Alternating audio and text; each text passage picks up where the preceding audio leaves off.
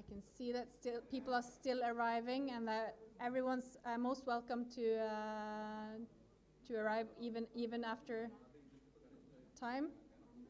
But please find your seats now, because we have a lot to go through in the time that we have set aside for this session. We're very pleased to welcome you here this afternoon for a thematic track that the Norwegian Embassy is arranging together with NIBIO, which is the Norwegian Institute for Bioeconomy Research. Food security, a key priority for Norway, both globally and also with what we do here in India. Also, the use of digital tools has been instrumental to our development agenda in recent years. So therefore, I am very proud to be here today with NIBIO and their Indian partners, who will share how they have been able to successfully improve agriculture through the use of digital tools.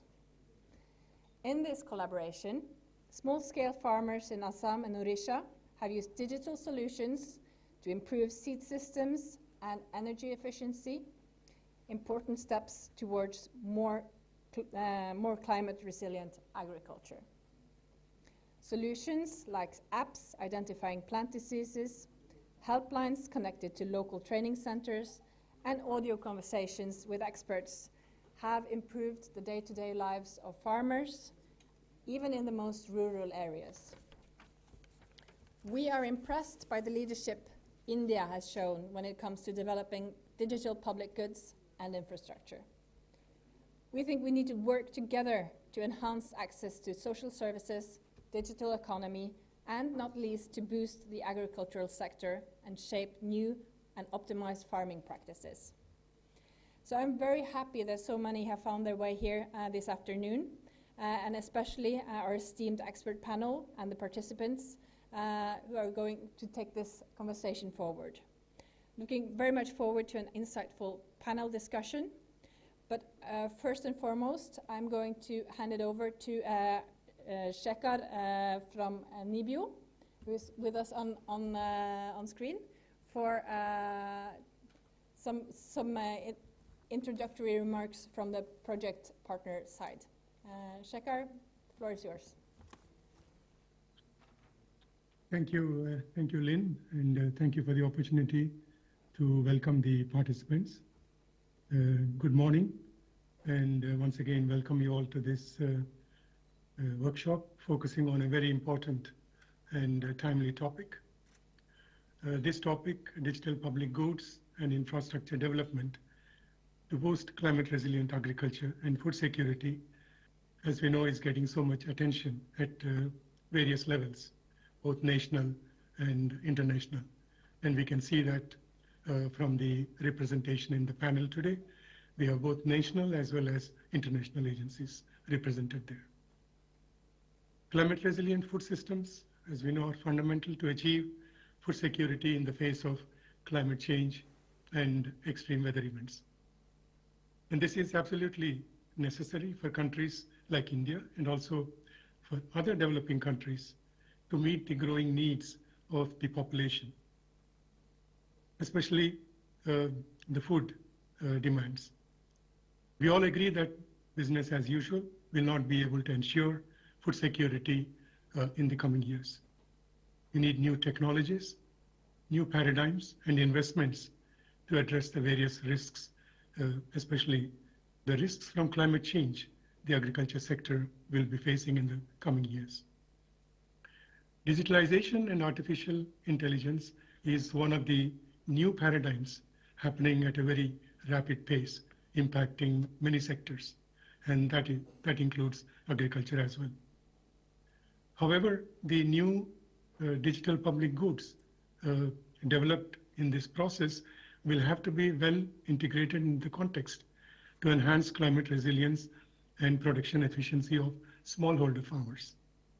This is because of the small size and scattered nature of the farms, the majority of the farms in India and also in other developing countries, poor digital literacy among farmers and rural communities in general, and also inadequate investments in developing the rural digital infrastructure. In fact, we know that for many of the developing countries, this is not a priority yet because of the limited resources they have. Digitalization, therefore, must be implemented carefully to address the existing inequalities such as the gender and rural divide. And at the same time, promote low cost efficiency and easy to apply tools in real time. We know that there will be risks and challenges in promoting any new paradigms, and it will be the same with digitalization.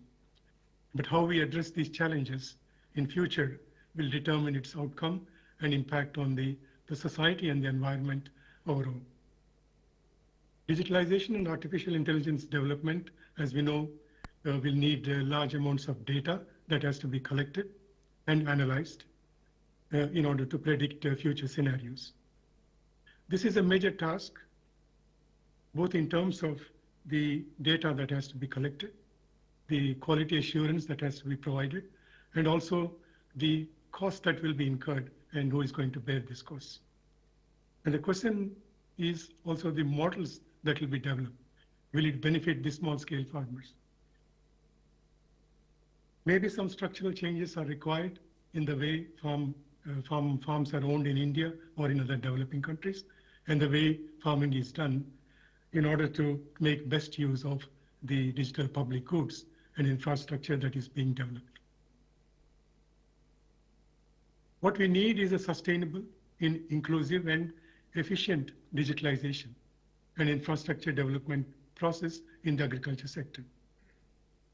Now, from our experiences so far, there are certain factors that we need to carefully consider. For example, we need to put emphasis on research and innovation, and also better cooperation among agencies developing the digital public goods, and thereby avoid duplication of efforts and also unnecessary use of resources. We need to develop efficient delivery pathways of these digital public goods for promoting it's a great honor to welcome better digitalization using existing platforms in the rural areas. For example, we have the farmer producer organizations, we have the self-help groups and so on. So we need to first explore if we can first make use of these things before we provide any other new platforms. We have to develop capacity building programs that need to be customized for various groups, for example, farmers, women, and rural youth, so that they can better use the digital public goods and also inclusiveness, improve inclusiveness. It's also time perhaps to revisit the national data policies and the digital governance frameworks because there is a lot of personal data that will be exposed, and we need to ensure that there is data security and protection. I think it's also time for us to think about establishing some kind of digital biohubs or programs in rural areas so that these can be nodal points for active youth engagement. I think during this session, some examples of digital public goods that we have developed in the 2 Norwegian funded research projects, namely Resilience, that we just ended last year, and also the newly started upscale projects, both in Assam and Odisha. This will be done by our Indian partners, especially the National Rice Research Institute and the Swaminathan Research Foundation that are represented in the panel today. I hope this workshop will generate some interesting discussions, provide a good platform for sharing experiences, and also developing networks for future cooperation. Thank you very much.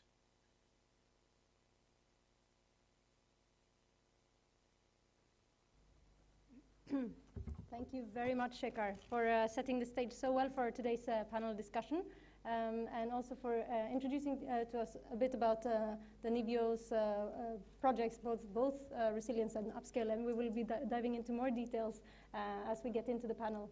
So thank you very much. And I'm also, just to come back to one thing that Linn said in the opening, food security has been and is still one of Norway's highest priorities in its foreign and development policies. And since 2022, we've had a food security strategy that has been guiding that work.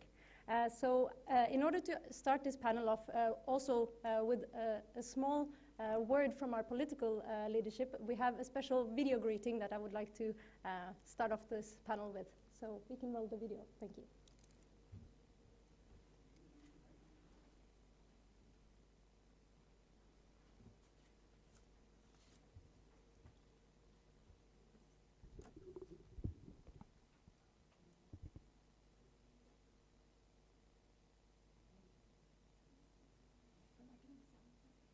To be there in person because the topic you will be discussing is timely.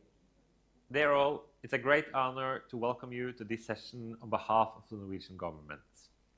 I regret not being able to be there in person because the topic you will be discussing is timely and important. How can we use cutting-edge technology in ensuring a climate-resilient agriculture to boost food security globally? Global food security has been a Norwegian development priority for decades, and it's no less relevant today. Conflict, climate change, and environmental degradation keep making our food system more vulnerable. At the same time, more than a third of global greenhouse gas emissions originate from the food system. Global food security relies on climate resilience, both through mitigation and adaptation strategies. But while the Earth is getting warmer, the climate for international cooperation is getting colder. In these troubled times, good friends and partners are among our most valuable resources. And India is such a good friend and partner, and also at the forefront of exploring the development benefits from digital tools and technological solutions. Recently, I had the great privilege to visit India. On the itinerary was Adhar Center, where I met some of the key minds behind the use and roll-off of digital public infrastructure in India and beyond. It is encouraging to see how a digital ID provides access to social services and the digital economy. Digital tools also have the potential to supercharge our global agricultural efforts.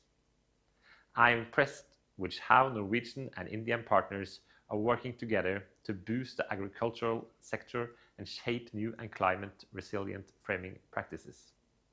One example is how farmers can use digital tools to better prepare for the uncertainties and vulnerabilities of climate change. I'm also happy that you will discuss how we can internationalize these tools so that other parts of the world can benefit from the progress being made in India, enabled through a Norwegian-Indian collaboration. I wish you the best of luck with today's session. Thank you.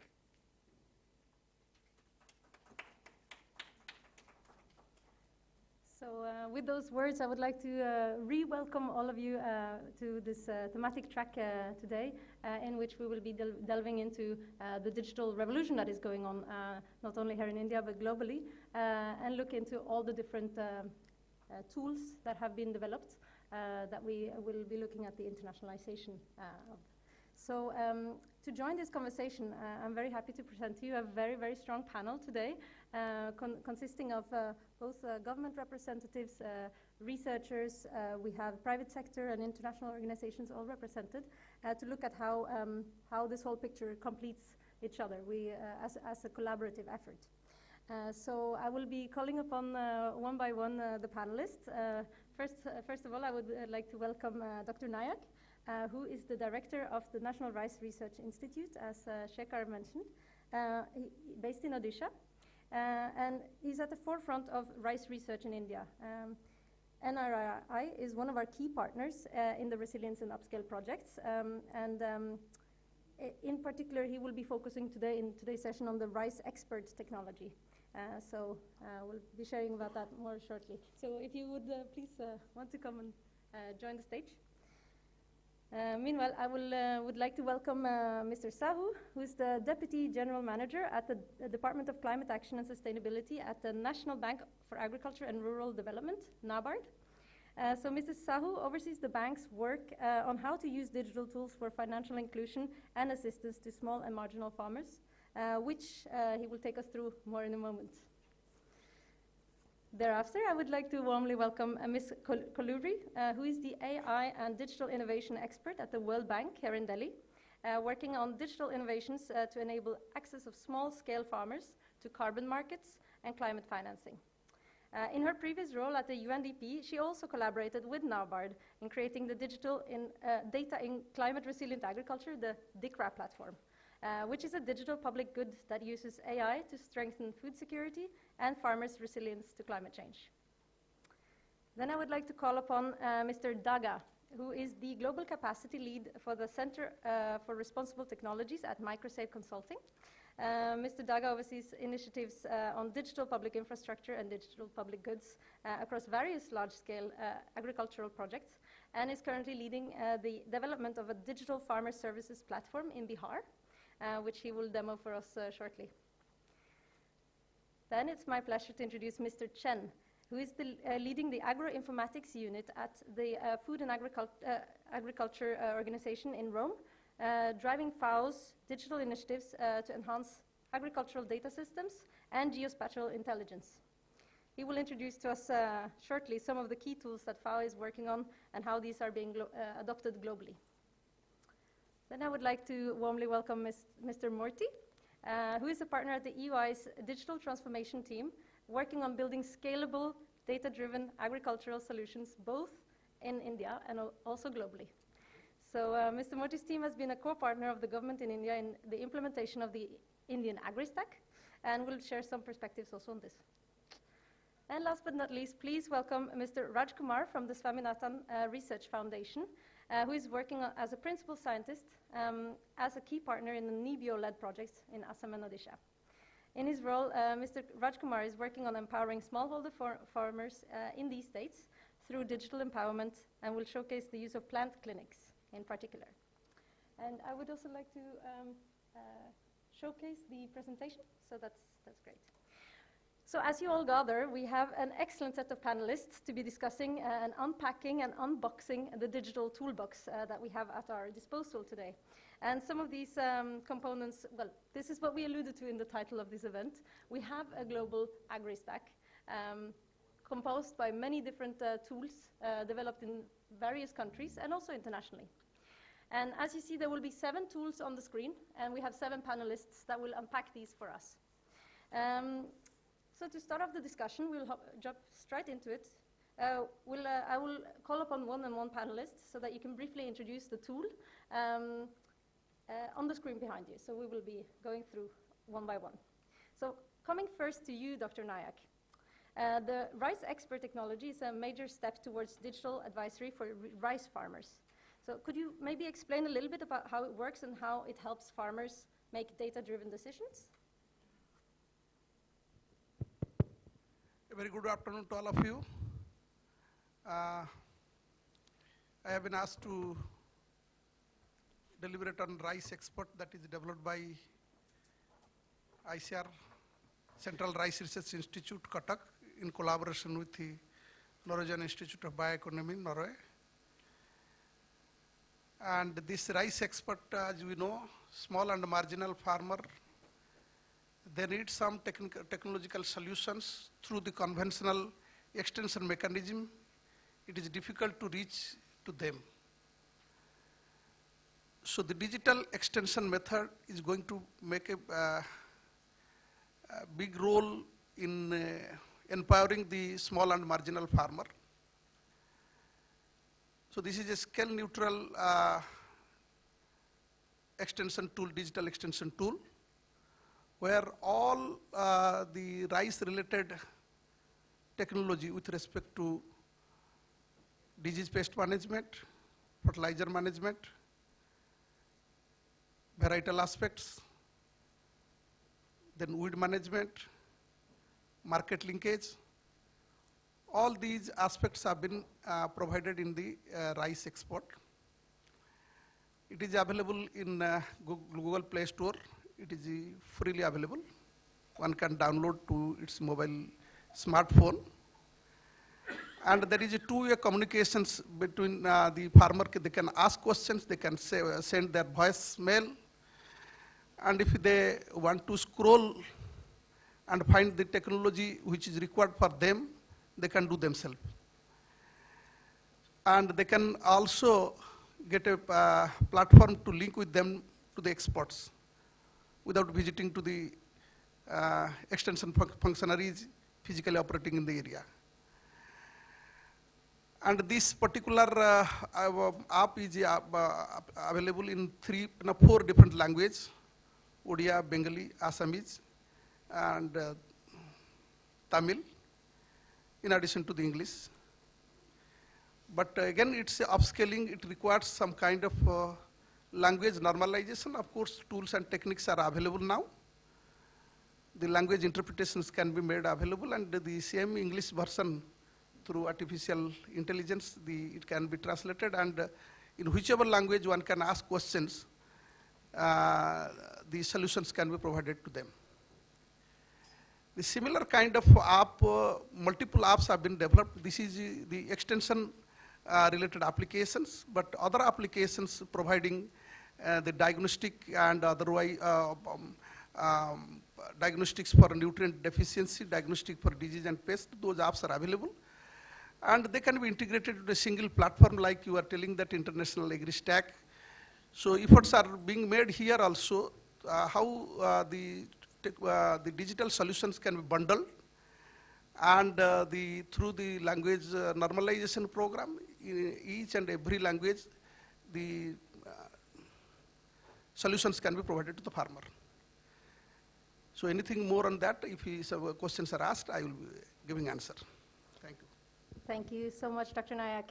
Then I would like to turn to you, Mr. Sahoo. Given NABARD has been at the forefront of supporting digital interventions in agriculture, and the PM Kisan scheme is one of the key digital initiatives that are helping farmers get access to credit, markets, and advisory services. So could you briefly mention how the PM Kisan scheme, first of all, how it works, and how it has been changing the farmers' access to credit? Yeah, thank you. I will first of all thanks Norway Embassy and Terry having me in the panel discussion. So before coming to the digital public good like DICRA or PM Kisan, just briefly I want to introduce my organization, that is NABARD, National Bank for Agriculture Rural Development. It's basically a DFI, a developmental financial institution, and working for the agriculture as well as rural development sectors for the last 40 years. And this digitization is now, in the last couple of years, digitization is at the forefront of implementing all our schemes. As all of you know, I will give some examples where NABARD has created an impact through digitization along with the Reserve Bank of India.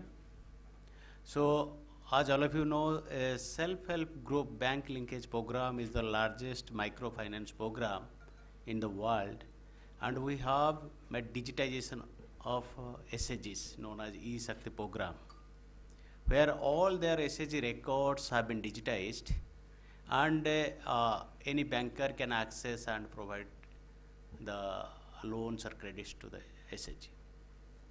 The second one, we are working for the RFIs, rural financial institutions, who is purveying the largest amount of credit, particularly to the agriculture as well as the rural MSME sector in the hinterlands of the country. But these institutions, they are not technologically that advanced. So for them, we have implemented the CVS, core banking solutions. On top of that, the ATM, the POS, the micro ATMs, all we have been built up for these cooperatives. Now, since they are under the CVS, to make them more competitive with the commercial banks, we have now formed a shared services entity, where all these solutions like mobile banking, internet banking, all these solutions All this will be provided as a service, and the cost will be borne by NABARD.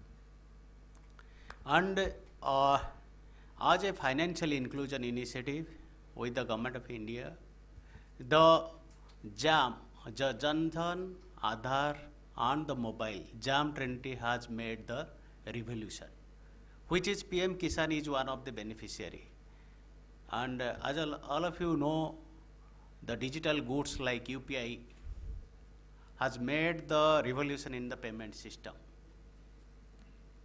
And every household, every member is having a bank account, and it is linked to their mobile, and Aadhaar being has been mapped, and which has been also a stack in the AgriStack.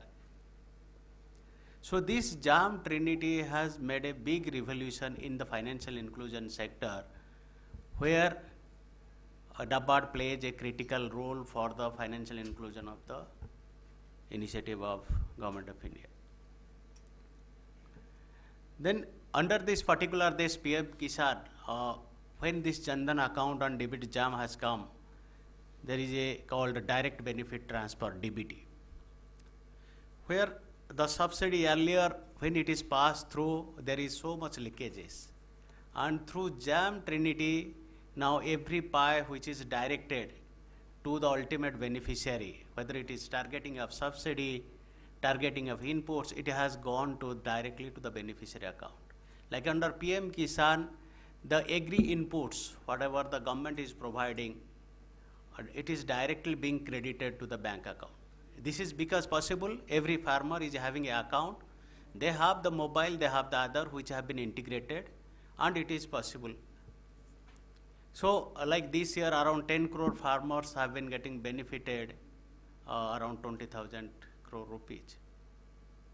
And on top of that, what NABARD is doing, since under the PM Kisan Yojana, where mostly small and marginal farmers are getting the beneficiary, how they can avail the KCC, Kisan Credit Card, that is the crop loan, the insurance, Prime Minister Fasal Bima Yojana, on how it can be integrated. So on that we are working. Then how this soil health card schemes can be provided to each and every farmer. So now we are working with the RBI Innovation Hub, where on the AgriStack of the Government of India, where there are so many stacks, around 24-25 stack layers are there. One of them is the credit.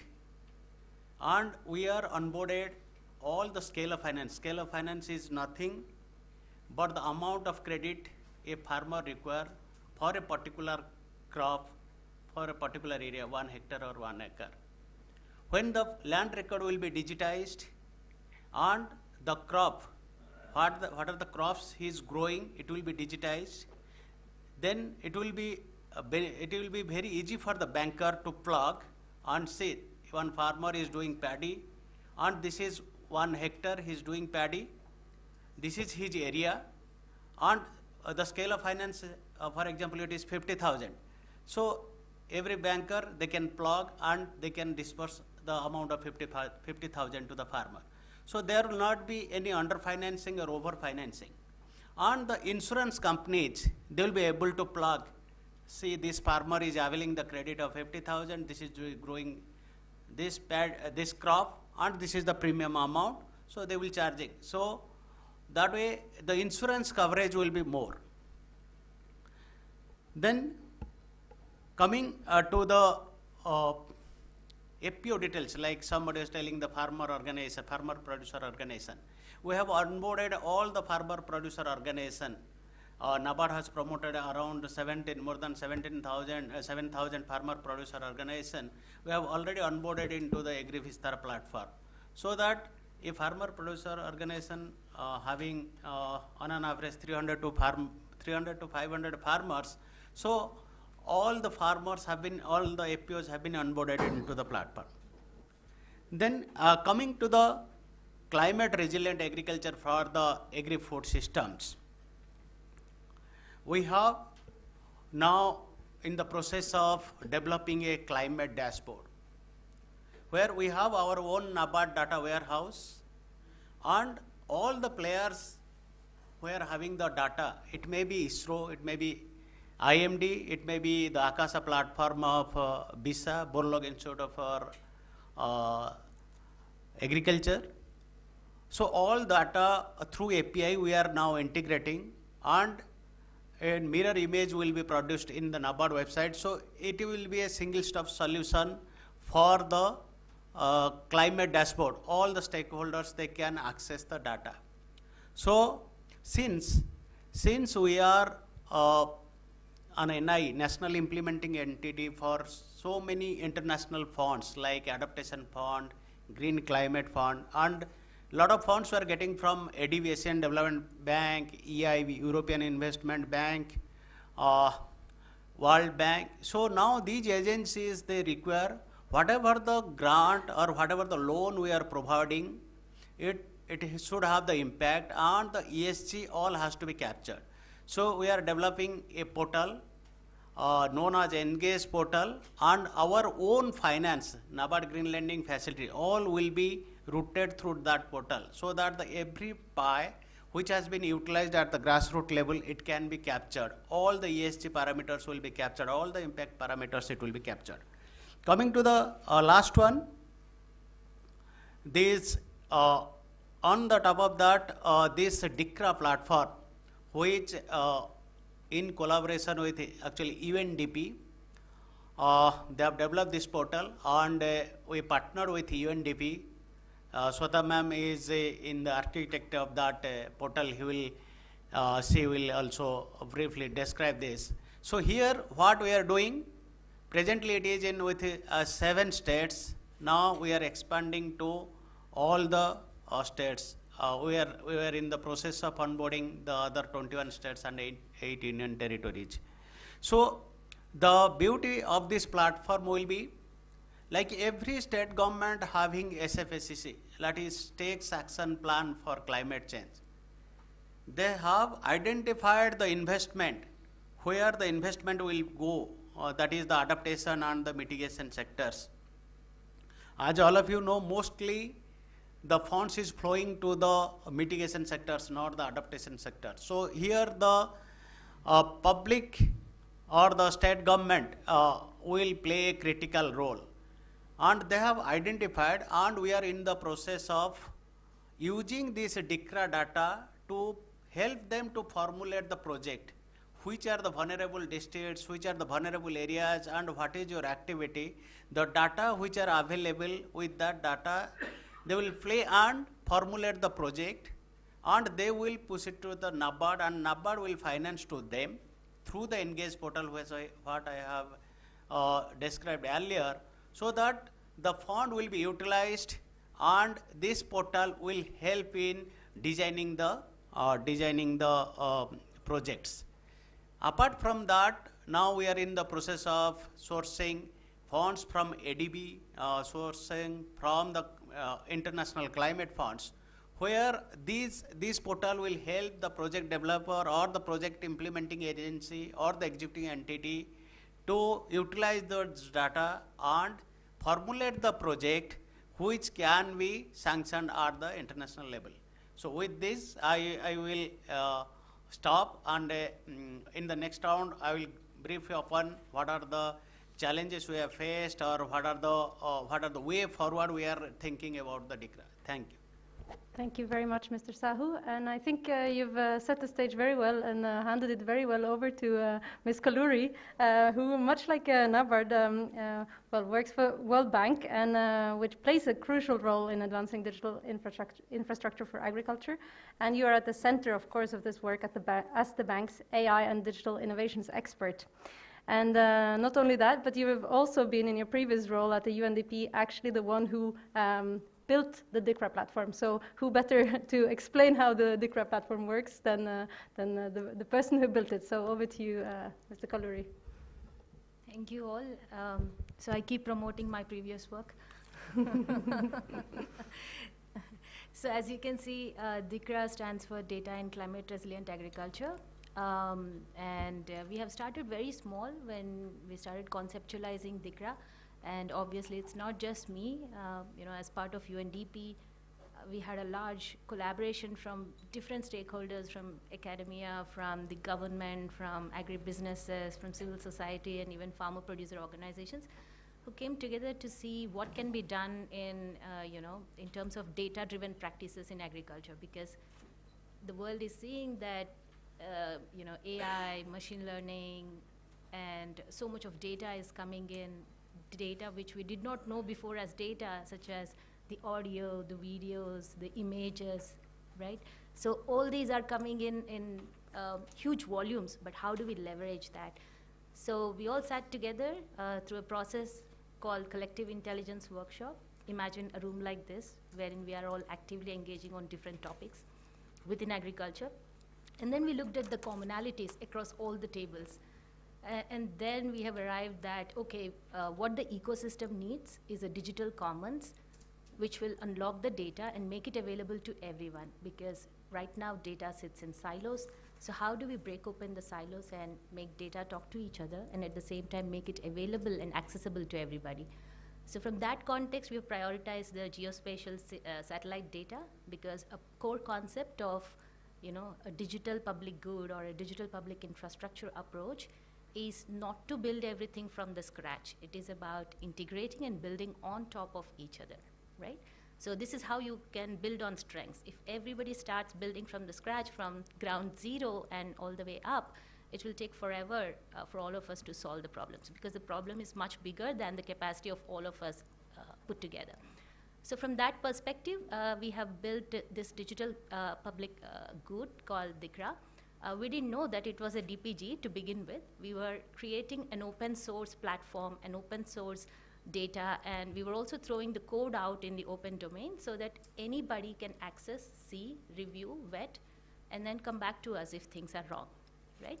And we were leveraging the large investments that agencies such as NASA and European Space Agency and even ISRO have made in the past in terms of launching satellites and collecting all the important data on Earth observation. So we built on top of whatever was done by them in terms of playing with the satellite data. And from there, we tried to make everything relevant to agriculture sector by doing a lot of analytics. There is spatial computing in the back end, and there are also AI models in the back end. So there are some models that are looking at, let's say, warehouses from the satellite imagery, and they're able to locate all such warehouses or the greenhouses also on the ground. So that in a way gives a feedback to organizations such as NABARD and several other government agencies who are investing in more controlled way of agriculture, right? Whether their investments are resulting in an asset or not can be easily checked. The thing is, earlier, this sort of an expertise was limited to very few pockets, very few corners. Few research labs were able to solve this, and they do it once in a while. Like an assignment comes, so they do it now, and then after 4 years, another assignment comes, hence they do the research once again and publish the result. But we wanted to make sure that things are automized and you have this real-time data or near real-time data coming to you time to time. And that was made possible through, Mr. Sahoo has mentioned, through APIs and all coming from NASA and European Space Agency. So they have already built a vast wealth of satellite data. They've already mined the data to an extent that it is analyzable, right? And from there, we've made it more relevant to the agriculture sector through machine learning algorithms and few other things. So that's how DICRA was built. And thankfully for us, we got introduced to the Digital Public Goods Alliance, and whose funding partner, foundational partner was Government of Norway. Yeah, you can see DICRA in the list of DPGA registry. So the DPGA told us that, hey, if you think it's open source and open everything, it's not DPG. We'll have to dissect it. You have to go through an evaluation process. So the evaluation process was rigorous. So there were independent evaluators who vetted our code. They looked into the accuracy. They looked into whether it is open source or not. They also looked into the sources of where this data is coming from, whether that is open source or not, and so on and so forth. Now, why is this important? Because once you move into sort of proprietary and lock-in kind of a mechanism, things get very expensive, right? And it is not in a way helping us solve the problem at scale and at a certain speed. For that reason, you also look into the nature of what are the nature of systems and softwares that have been used to build this. So we went through that sort of a process, and then DICRA became a digital public good. So you get a blue tick against your product when it becomes a digital public good. But for us, it was bigger than that, because when DICRA became a digital public good, it went on to the news because it was one of the first DPG in the world which was directly addressing the problem of climate resilient agriculture. It was demystifying what it means in terms of measurable parameters. It was also showing how agriculture parameters have panned out in the last decade. So decadal trends are analyzed, and it is readily available as a simple map. So you see positive deviance as bright spots, green spots, and you see negative deviance as red spots, right? So all of this is very easy to use for policymakers, for decision makers, for implementing agencies. And recently, ITC had also come back to us and said that, hey, we use DICRA time to time, right? So agri-businesses have also started utilizing it. So it's a thing that is built for the ecosystem, not one use case, but you can bring in like 10s and 15s of use cases. So this is how DICRA was built. It's a collaborative effort, and it was very fulfilling for me being a facilitator of such an environment. It wasn't easy because there are 10 organizations collaborating, and there were about 100 volunteering data scientists who came and helped us build DICRA. So yeah, huge thanks to the whole community that has built it so far, and to NABARD eventually, who took over DICRA, and then they started hosting it on their servers, and they started utilizing it in their operations. And I think NABARD is also taking it to pan-India scale. Yeah, Mr. Sahoo will talk about it later on. But this is a great progress, right? So from 1 state, we went to 7 states within 6 months of time. And from 7 states, NABARD is now taking DICRA to all the 28 states of the country. And DICRA, the first prototype, was built in just $20,000. In INR, it's 16, 17 lakhs, less than that, right? So it's a very low-cost tech, scalable tech, open source tech, and it's an accredited DPG, thanks to all the alliances and thanks to the motivation coming from the government of Norway as well. Thank you. Thank you, Ms. Kalluri. I think this is such an inspiring story as to how all the partners came together in building something that is future-proof, and what you said, rebuilding and reusing the models and the data that is already there. So this is really an excellent example. So looking at, now we looked at what is happening at a large scale in India, at the state level as well. So now I would like to come to Kunj for a presentation as to the work that you're doing more specifically in the state of Bihar. And I know that you are working on a specific app called the Bihar Krishi, which is targeting the empowerment of farmers in Bihar itself. So please, Kunj. Yeah, thank you, Filippa. Thank you to Norway Embassy to giving this opportunity to be amongst these eminent panelists. So just to give you a brief about what this platform is about. So what we are trying to do is we are trying to build a farmer-centric platform. So that we call as a Bihar Krishi. This is available in different modalities in terms of mobile app, web access, and in assisted mode. So the objective, the key challenges that were faced by the farmers, especially the small and medium landholding farmers, was one is the access to the right information, trustworthy information at one place.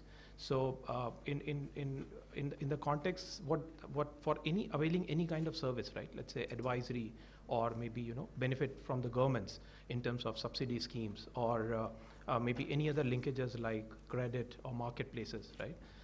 Today, the farmers have to go and across different applications, across different places to source this information. Our objective is to bring all of these together in a unified manner to simplify the access for the farmers and do it in a way that they understand better.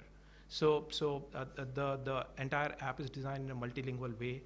Eventually, we are going to make it a voice-enabled so that farmers can interact and get the information. So as part of it, what we are trying to do is we are trying to bring in the strengths of both government and the private sector. So in this particular case, the government is going to be the facilitator for the information. So a lot of the key challenges for the private sector is basically they can bring in their execution speed and the rigor in providing the services. But the challenge is in terms of the trustworthy information of the farmer, sourcing the basic information about the farmer. And that is the most cost intensive bit of it. Whereas the governments have the benefit that they have the registries, they have the information, which they can share with private sector so that the information can be channelized very easily. So here we are integrating with the existing registry as of now in Bihar, which is called DBT, which has got 20 million farmers registered in that. Eventually we will integrate with the Government of India AgriStack registry whenever it is established. So here we are in fact using those DPI principles what Shweta briefly touched upon. So we are not trying to recreate anything from scratch. Whatever exists, we are trying to build on top of it to bring in the real value as a DPI approach. So with the help of these registries, we will be able to establish or identify who the farmer is, right? And then what additional details we need to know is what crop they are growing and where their land is. Having these three information will help channelize the hyperlocal support and services to the farmer. So for example, if somebody has to channelize advisory to a farmer, maybe farmer in one specific village of Bihar, right? So based on the weather for that location, based on the crop that farmer is growing, and knowing the farmer who is, we can channelize that information very easily. This will help in terms of building resilience for them for their specific context. Instead of generalizing it for everyone and sharing the same information with everyone, it will be a contextualized information which will be shared with the right set of farmers or right individual farmers.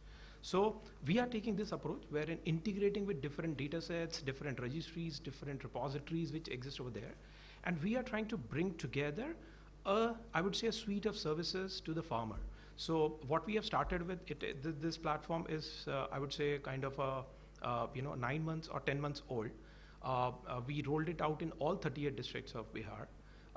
There are more than 500,000 farmers who have registered on this platform and who are availing these services. Our monthly repeat farmer rate is close to I would say 15% farmers are coming on a repeated basis, which is a very good usage in terms of farmer.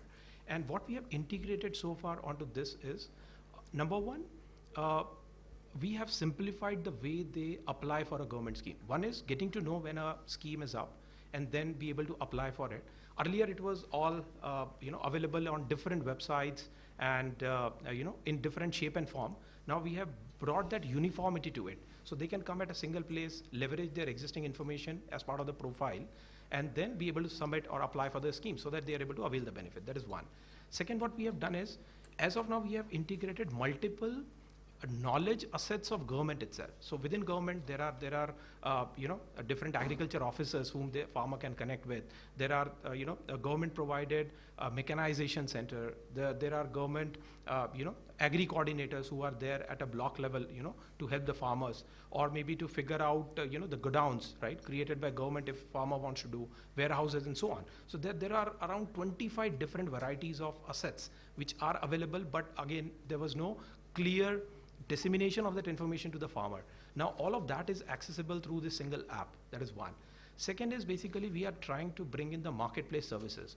Now government of Bihar has another platform as part of which they capture the market prices in different mandis. Mandis are those markets, where the farmers come and sell their produce. So they capture all of these information. Now these information is captured on a daily basis against each crop and in each mandi.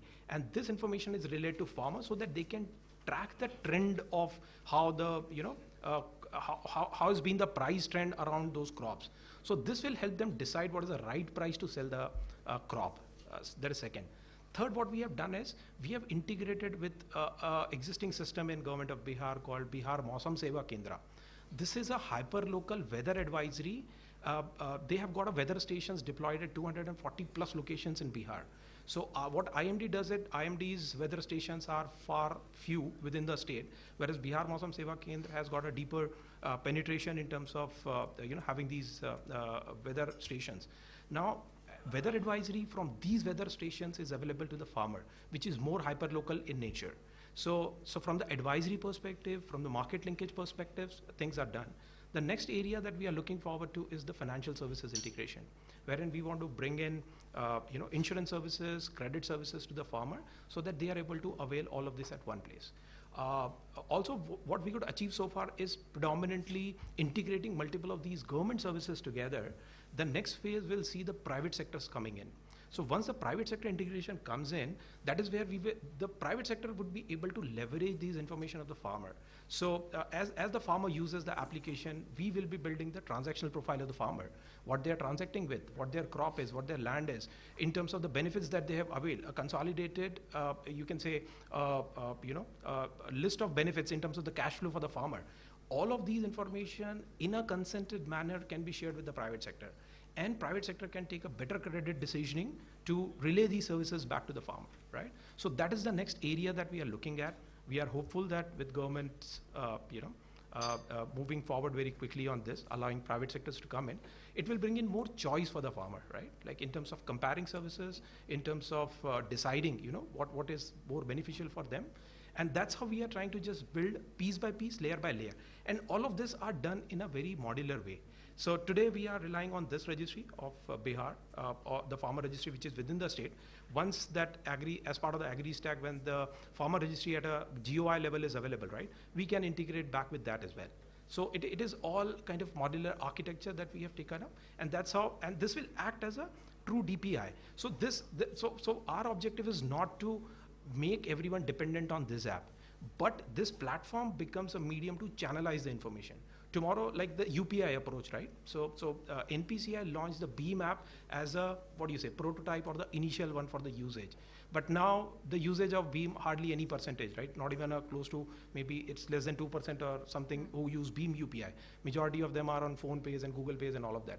That's how the private sector apps can come into the game, wherein at the back, the information can be channelized from here and be usable for the private sector.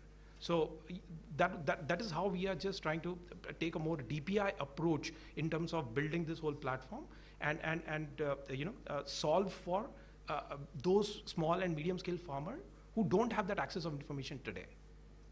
So, yeah.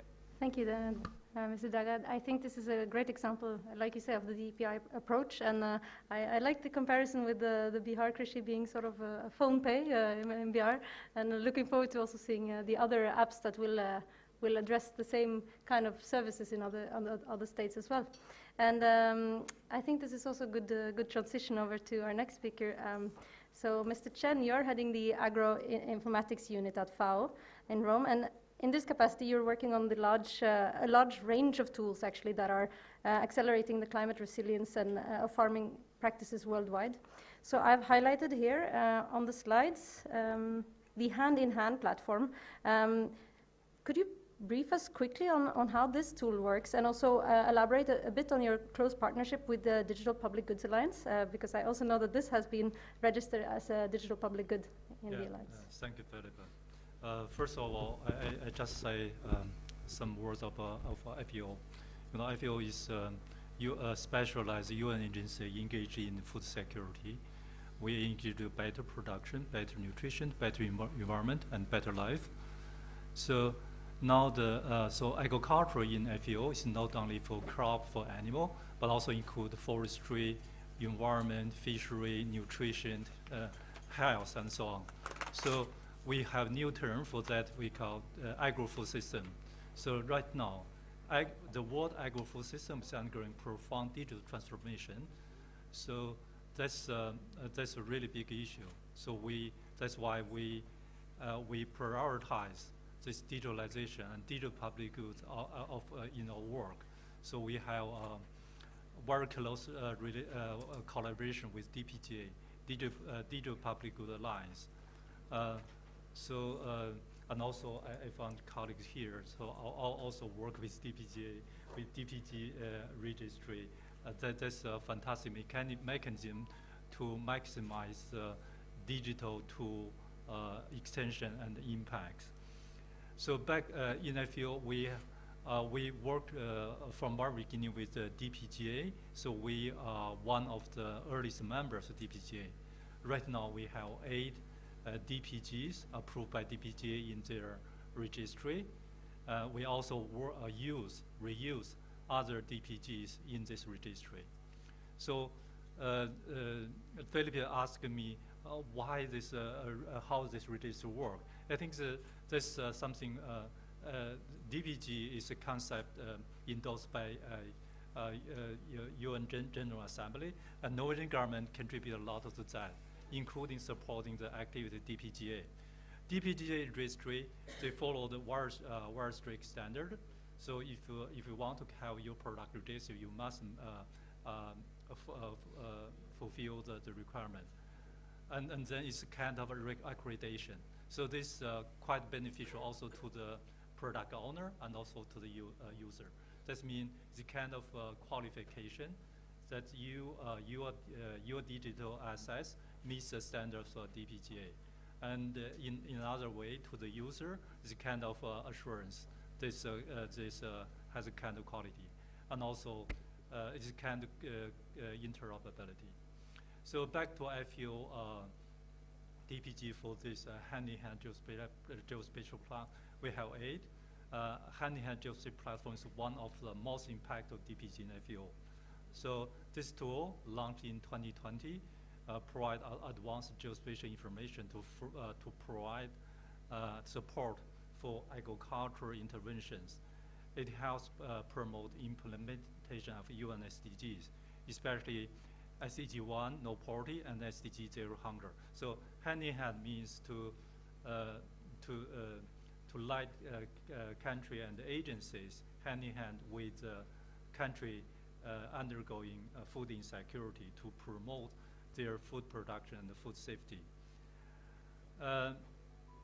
So the platform collects data from many sources. It includes FEO databases. You know, FEO have a lot of databases in different sub-disciplines in agro-food system. And also the data sets from collaborating agencies. So this data helps analyze food security, crop, soil, water, climate, fishery, livestock, forest, market, and more. The platform is easy to use and very powerful. You know, it is cloud-based, so you can just launch the platform. You can access the data, the very rich data. So it can help expert member countries, governments, and the non-government agencies and other state stakeholders in the food and agriculture sector. So in the year 2022, it was luckily approved by DPGA as a DPG. And the same year, it's awarded the Geospatial World Excellence Award in Amsterdam, Netherlands. So I just want to show some figures of the usage of platform.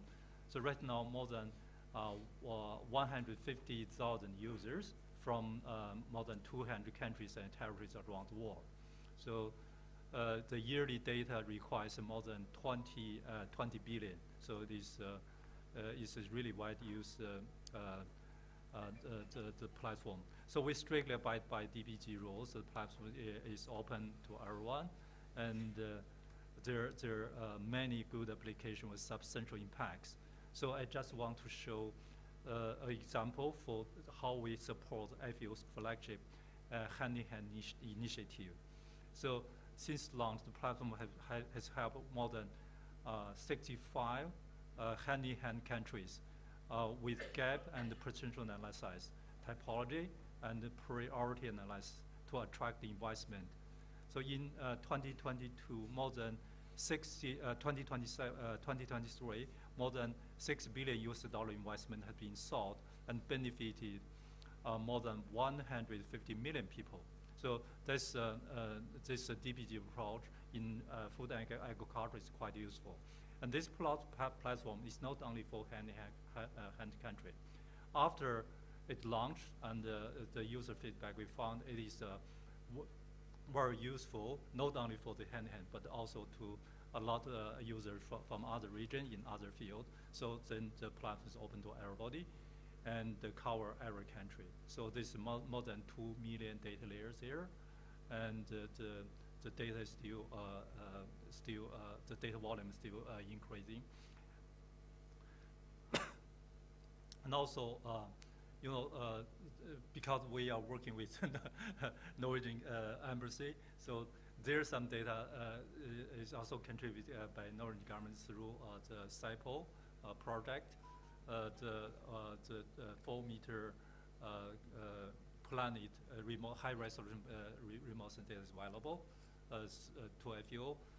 In the past, mainly for forestry, but from the year, I think, 2022, the users in agriculture can also use the data. It's cover tropical and the subtropical region.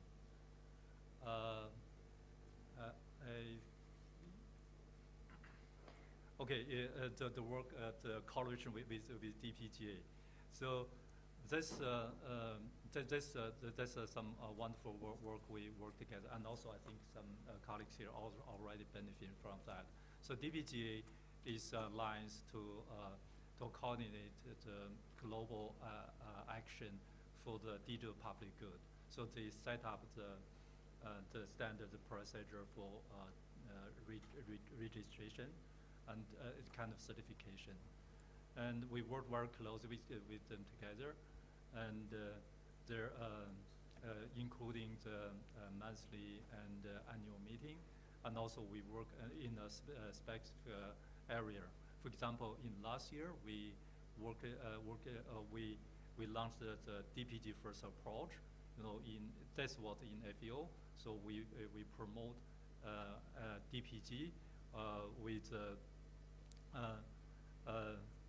to not only to reuse the product, also to restore the capacity, to improve the dignity of the vulnerable people.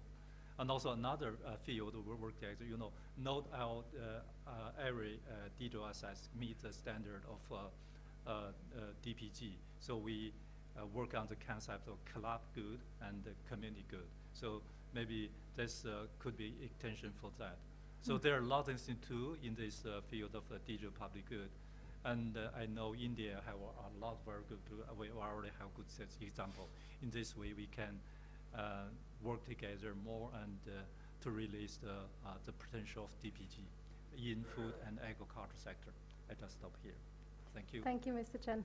And I think indeed the hand-in-hand platform, much like DICRA, it's an excellent example of how to bring the already existing data layers out there together into platforms that can be reused and used by all. And in a sense, what you mentioned, Mr. Chen, this is indeed a global toolbox already existing with this registry. And I had the pleasure of actually playing around with these tools in preparation for the session, and I can testify that they're very, very good. There are so many things you can look into. I would highly recommend anyone to go into the registry, look up these tools, and actually play around with them, because there's a lot to be discovered that is already there. So indeed, just a one quick word. Yes. I really like you build this. We play with the platform. Has this? I really glad to say that. And a son of my colleague, and he played with platform. He's a teenager. So that shows the tech barrier for platforms is quite low. Okay, thank you. No, absolutely, and I think it's just fantastic to see the wealth of information that is already out there. So, already to check out the tools that exist, I think is fantastic. And I would now like to turn to you, Mr. Morty, because I know you also have a wealth of experience and years with working with digital public infrastructure and digital public goods, and this approach of rebuilding and at scale as well. And one such project that you have been involved in is the AgriStack that has been brought up several times in the panel already. So I was wondering if you could maybe briefly explain what the AgriStack is, because we've been referring to it, but the different components that go into it, that would be very good. And also if you can share a little bit about why DPIs should become the preferred option when we're looking at solutions for food security and climate resilient agriculture. Yeah, absolutely. Thank you so much, and good afternoon, ladies and gentlemen. First of all, at the outset, let me thank the Norwegian government and NIBIO for organizing this very urgent and important topic, not just because it's of climate, but if you remember, then it's also because of geopolitics. If you remember your oil, cooking oil, onion, coffee, chocolate, all this has been impacted in the recent past thanks to either geopolitics or because of climate. And the fact that all of you are here for a post-lunch session in these large numbers gives us confidence that we are going to come up with some solution for food security. So thank you very much. I would also like to thank Filippa, Linn, and Ine, because they really brought us all together from different perspectives, from different sectors. And I hope you'll really enjoy the conversation that we have with respect to what we can do with food security. On this particular topic, I represent Ernst & Young, and we have had the privilege and honor of working with the Government of India to build the AgriStack. And now if you look at what is AgriStack, it just does three things, but three things very well. It says, who am I as a farmer? What do I possess as assets, which is either the land or the crop? That's all I have as assets. And what do I do as a farmer? Now with these three very fundamental aspects, the amount of potential that is unlocked is enormous. And I think Kunj has already given some examples with respect to what can be done. It's right from finance, insurance, procurement, knowledge, help, you name it. And it's just not a gentle search. It is extremely contextual and in the place, time that you really need it. And that's what really unlocks the power, and that's what AgriStack aims to do. Those who are familiar the way agriculture is in India, states have a lot of control. So therefore, the way it's architected, and if you like the architecture side of it, it's completely federated. So there's no central body that's actually controlling it, although Government of India, Ministry of Agriculture does have a lot of role to play, but the states have an extremely important role to play as well. And how does it happen? That is primarily because of the protocols that have been established to allow the data to be exchanged between states. And therefore, it's not only states, but also entities who are going to be part of the agriculture ecosystem. So that's extremely important. So you have two players. You have one side is the agriculture information provider, that's like the farmer, and the agriculture information user on the other side, and they exchange information securely because of the established protocols that have been agreed and vetted to solve these problems. Where it has gone so far, we have had 3.6 crore farmer IDs registered on this platform, which is 36 million farmers. The aim is to go to 6 crores by the end of March this year. So that's the pace at which we are getting farmers to register. We have 24 states onboarded already, and you will soon see the rest of the country coming in by the end of this fiscal year. That's the scale. What we intend to do is, when we started doing this, and I think everybody has alluded, Shweta herself has told about the DPGs, we have started designing it in such a way that it is a DPI from the word go. And you would be familiar how Government of India has been promoting and facilitating DPIs not only within India, but also positioning its experience to the rest of the world. AgriStack would soon become one of those DPIs that India can take with its experience to the rest of the world. Thank you. It's fantastic, and very much looking forward to the update on when it is becoming available to the rest of the world. Same here, same here. No, fantastic. Thank you so much. And I think this leads us also very well to our last speaker of the panel, Mr. Rajkumar. In your work at the Resilience and Upscale projects, the use of plant clinics has been a key feature.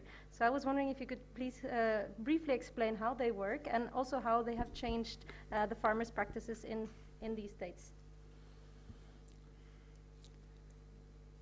Very good evening to everyone. Thanks to Norwegian Embassy for organizing this workshop. Actually, MS Swaminathan Research Foundation started this digital agriculture or digital intervention in 90s. Actually, in 1990, we established the village ICT-enabled village knowledge center. First, that is the beginning. Then after that, in 2004, we expanded that in Tamil Nadu and Puducherry with the support of the ISRO. So this is the journey started from MS Swaminathan Research Foundation for this ICT and digital intervention. So here in the resilience project, we are working with the partners of National Rice Research Institute, OUAT, Assam Agriculture University and NIBIO. So the main, through this, in this project Resilience, we established the Village Knowledge Center, the ICT-enabled Village Knowledge Center, and also Virtual Village Knowledge Center in collaboration with our project partners. Actually here, what is very much needed is, as previous speakers mentioned, so a lot of technologies and information and knowledge are available on site. But it is not properly reaching to the needed people. That is the farmers, small and marginal farmers. So we are aiming this in the resilience project. So how this ICT tools, set up ICT tools can bridge the gap. What is the knowledge available and what is really needed?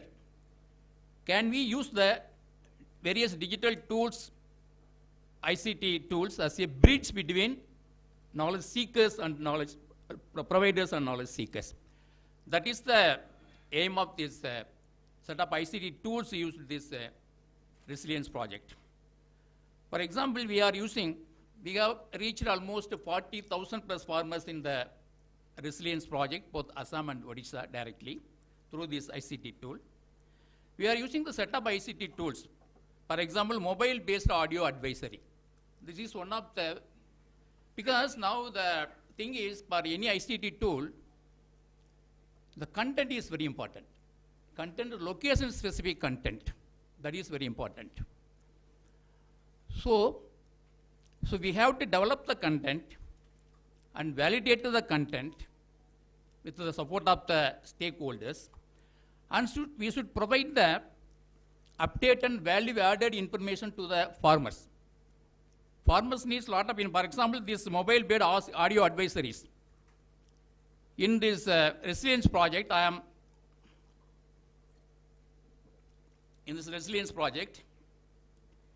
we are sending the voice SMS on daily basis to 15,000 farmers. 33% of women. So what we are doing this one, I will explain this only one example, what process are we following, and others I will not take much time to explain that one. So for example, voice SMS. So what voice? What content? So it is very much important to conduct the need assessment, equally gendered need assessment. We could understand what is the really people are, the farmers are, information needed related to their agriculture, animal husbandry, and other even climate resilience. And of course, on supply driven, we are sending this SMS through the weather forecast. But this SMS also, we should understand, we should register. But this one good thing is in this SMS, our system, there is an inbuilt monitoring system is available. I can't say, I am saying 50,000 farmers, it can be known immediately how many farmers are receiving, how many farmers are disconnected, how many farmers are not at all. It will be trying 3 times. Even if it are not 3 times, even we are, before sending the voice SMS, we are getting their acceptance, each and every farmers. That is because the choice rules, we should not send the SMS to anyone without their consent. So like this, also, when is the good time to farmer to receive that SMS?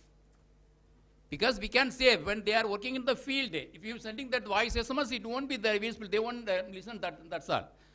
So, and also, we should have the system to their convenient time and the content in local language, and also voice modulation, the literacy level.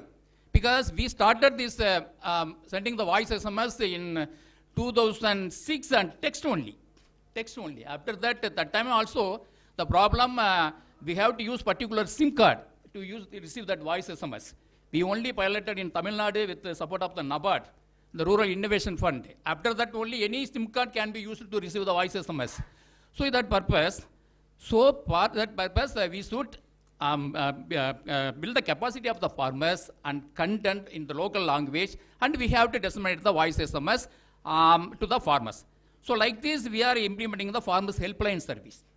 You can see this is a helpline service. So we have two numbers. So if the farmers call, directly the calls go to one of our staff. Then staff will ask what is the queries they have addressed.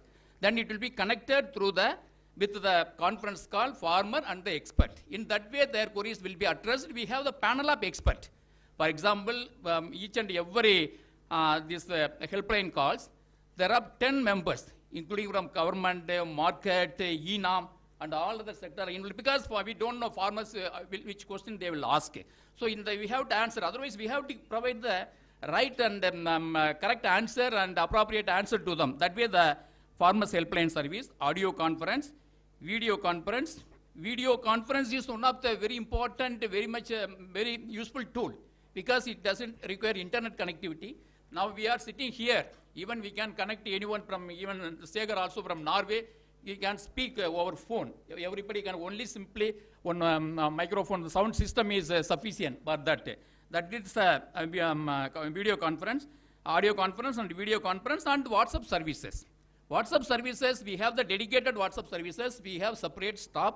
Each and every queries received from the farmers, that day itself it should be addressed to the farmers. That kind of system we have. We have another important thing is the plant clinic. So the plant clinic, we have the digital plant clinic and online plant clinic. We started the online plant clinic during the COVID season. Now it is a regular one. Actually, this plant clinic is the concept of the CABI. CABI only developed this concept. We are working with CABI from 2012. We are implementing this plant clinic program. So the plant clinic program, because like other problems, what is happening all over India, the farmers, whenever they have the problem related to plant health, they are immediately going to the agro-input dealers. So we also conducted the baseline survey in the resilience project villages. 60 to 70% of the farmers, immediately whenever they have the problem, they used to go to the agro-input dealer. So you know what will happen. So directly go to the agro-input dealer. So the main problem is we have to provide the real-time solution to the farmer's problem. So that's what the plant clinic we have introduced. The plant clinic is like a human clinic. It is like a human clinic. We can compare. Suppose if you go to the hospital, what doctor, nurse, and everything, the testing, everything will happen. Likewise, we have to test. So we are using one microscope. Here, the plant clinic is being conducted by the trained plant doctor. Trained even after completing entomology in doctorate or agronomy, whatever may be, they have to undergo the training. CABI, they have developed 3-4 training modules. One is related completely how to diagnose if the crop is abnormal, how to diagnose that abnormality. That is the main thing. Another one is the second module is completely related to providing recommendation. The recommendation should be whatever recommendation when the plant doctor is being given, it should be locally available, economically affordable, and environmentally safe. These are the 3 things very, very important. So in that way, the plant doctors have been trained, and also content. Content also equally important. We are using the CABI plant-based knowledge bank and digital library that is validated, content validated with the various partners is readily available. So whenever they have the clarification that they can refer that one. That way the plant clinic is working. Now we started the online plant clinic.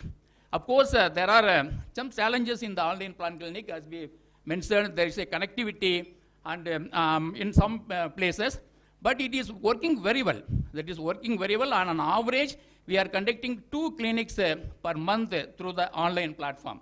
that farmers need not come anywhere. They can get the advisories. They need not now. The project area resilience where we are working, it is completely the reduced depending on the agro input dealer. In that way, the project has impacted through the plant clinic program. Of course, we have a lot of challenges because digital literacy is one of the important problems. So we have to, the digital tools also. Another advantage of this digital tools we are using, that is, it is not an Android phone. Even simple phone, they can receive the SMS. Yeah. So that way we have developed that one. So we are trying to reach more farmers in the upscale project, both Assam and Odisha. I will stop here. Thank you so much. Thank you so much, Dr. Rajkumar. And I think this completes really the picture, and I think the whole panel has been showing excellent examples as to how we need to collaborate, we need to reuse, and we need to actually meet the farmers at where they are and at the use cases that they are in need of at the moment. So I think that's also an excellent example. Thank you so much. I see that in interest of time, I will actually introduce one more special guest for a final intervention. This is Mr. Banerjee from the Department of Agriculture and Farmer Welfare from the Government of India. So would like to give you the stage. Thank you very much.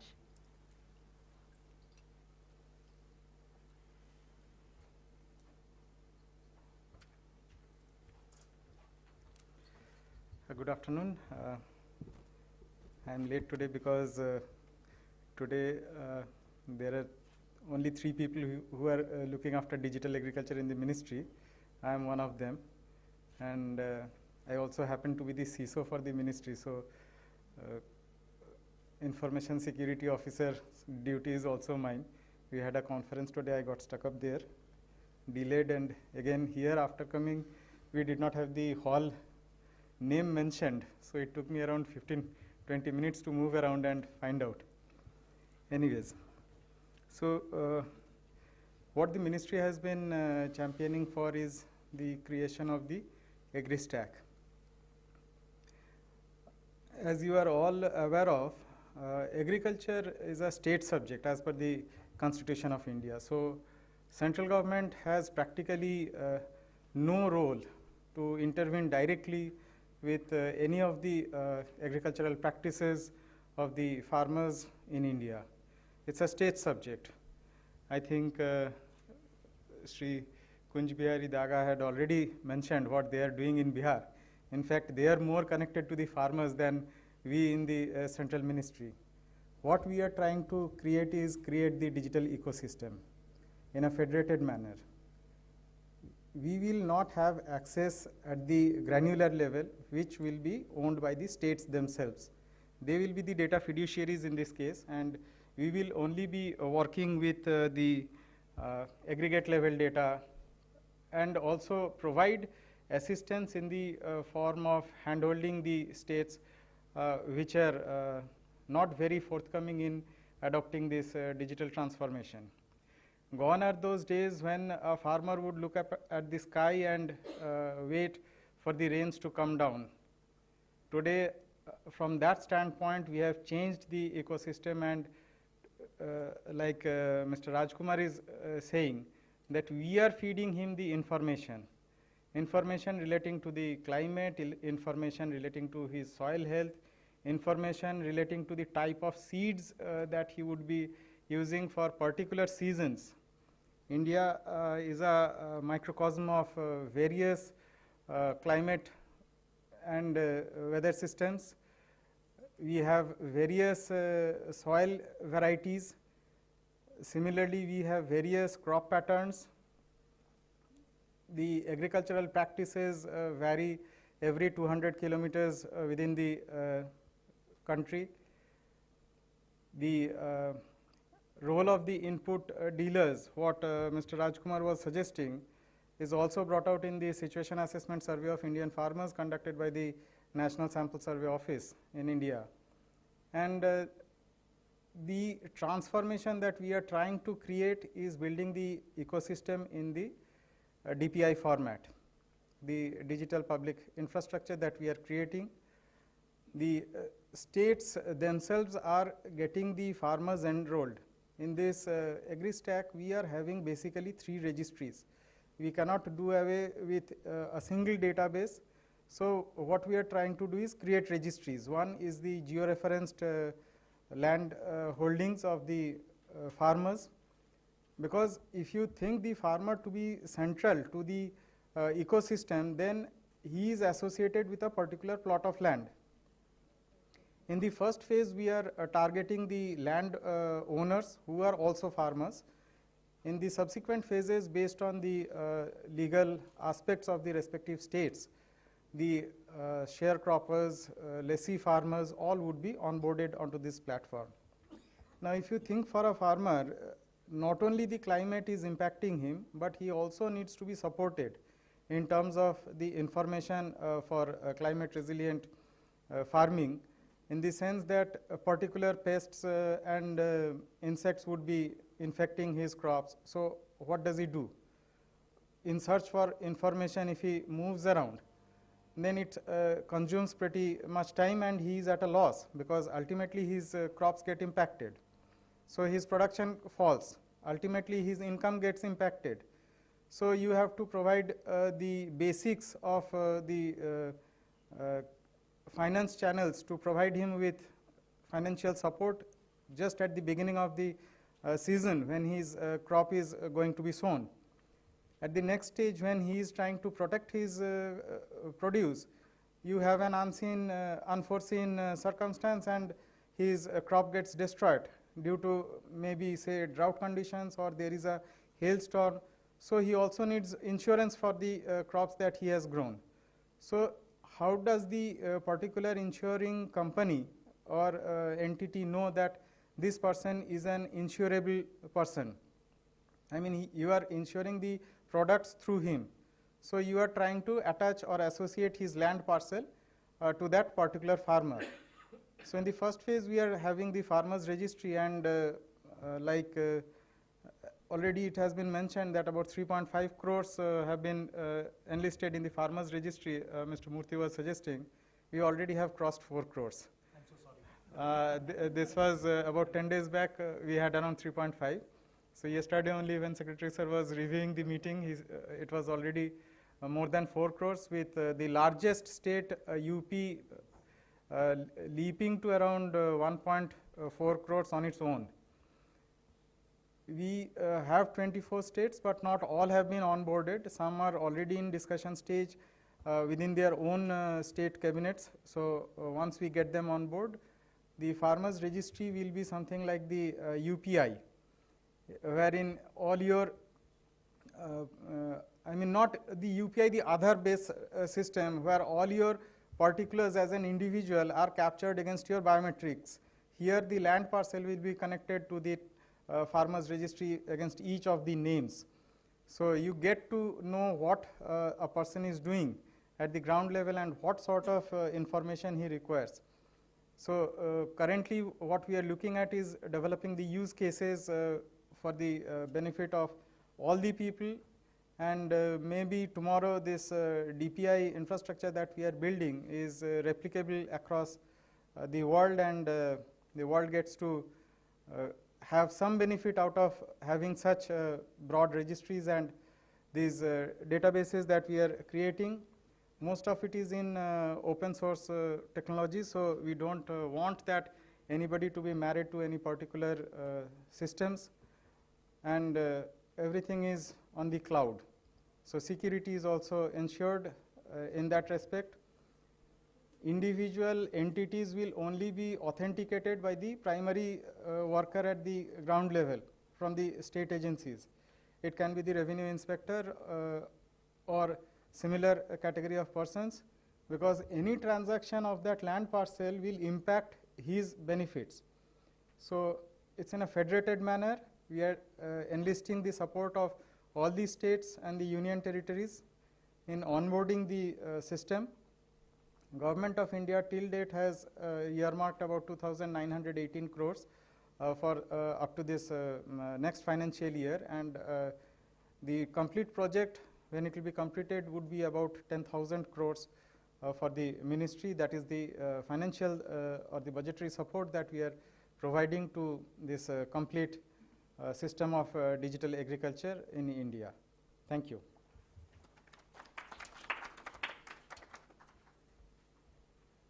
Thank you so much, Mr. Banerjee. I think that concluded and rounded up actually our discussion very well and completed very much the picture. So I would really like to thank all the panelists for having taken their time to come out today and discuss this very important topic. And I know that we are a bit over time, so in interest of those that need to proceed to a new session, we will close the formal questions here.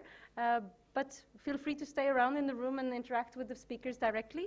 And before everyone dashes off, I would like to ask if we could maybe have a joint family picture before we conclude the session formally. So thank you very much again. And yeah, looking forward to the continued collaboration with all of you in all the coming discussions on this topic, because there will only be more of them. Thank you so much. Thank you.